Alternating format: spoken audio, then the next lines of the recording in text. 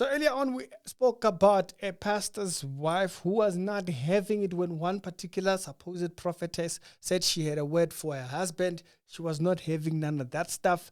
And so she is now responded to that video having gone viral and having reached everybody. You would remember that in that video, she became a little bit too much. like she was doing too much. There was a lot of carnality that was portrayed in that particular video. And so she's made a response, and that's what we're going to look at. It's the Actuality Show, the daily Christian commentary videos. If it's your first time over here, to check out the other videos that are down in the pinned comments, and let's hear what her video response to that was. I'm saying I'm sorry because it is a sacred death. And if anyone knows about the sacred places, I am familiar with them. My actions as a leader should not have taken the position behind the sacred deaths. I should have stood in the place. But what you saw was a wife. And I spoke as a wife. And it is okay to speak as a wife. But it is not okay to speak as a wife from an overseer's position in a sacred desk behind the sacred place. What? It's not okay to speak as a wife at a sacred place on a desk. And what? I don't understand that part. I don't know what she's talking about. And it is okay to speak as a wife. But it is not okay to speak as a wife. Should have stood in the place as a leader. But what you saw was a wife. And I spoke as a wife. And it is okay to speak as a wife. But it is not okay to speak as a wife from an overseer's position in a sacred desk behind the sacred place. I am not blaming anybody. I am not doing anything but saying I am sorry. I don't apologize. I'm sorry. Okay. So she's sorry about cussing, saying she will act hood, ghetto, and whatnot. But I didn't understand the first half of that. Sacred place, sacred. Okay. This deep sometimes. So that's the video that came out in response to thing. Yeah, the jargon. Hey, Bazalan, please. Yeah, this jargon of yours sometimes. Yeah, I love throwing off people.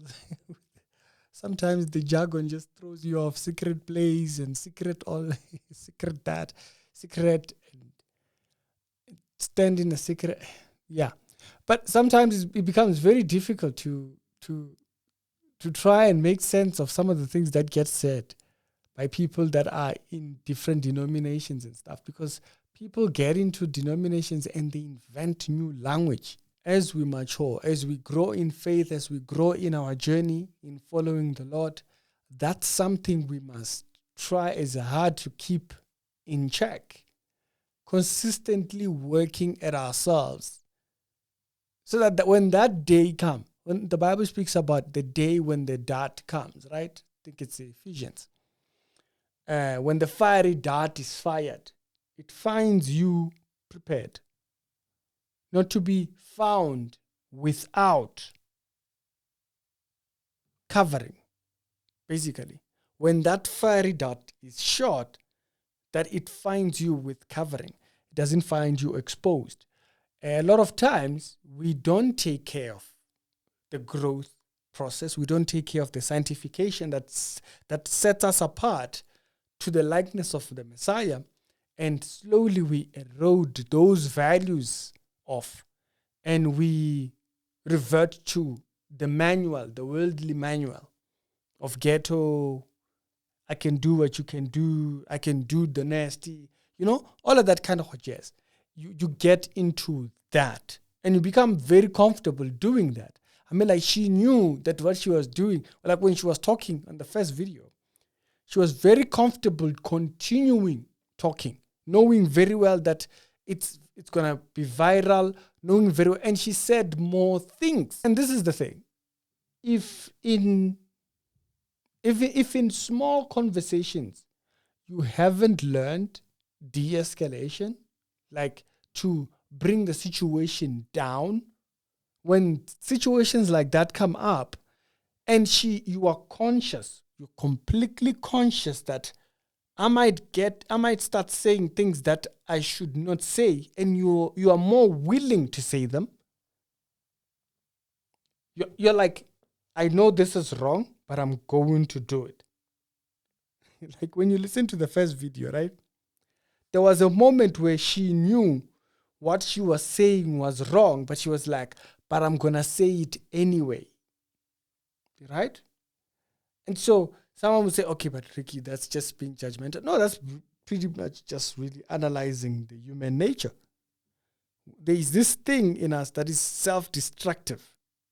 Like the next time we see someone do something and you're like, but how could they do it?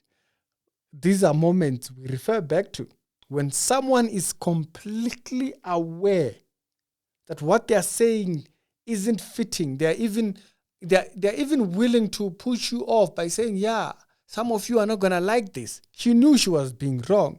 Some of you are not going to like this, but you were still going at it. You were still right there. Let me press more buttons. She was there pressing more buttons and more buttons on that particular. And so, yeah, it's a lot. It's a lot. Sanctification, it's an unending thing. We know that when Christ comes, we shall be like he is.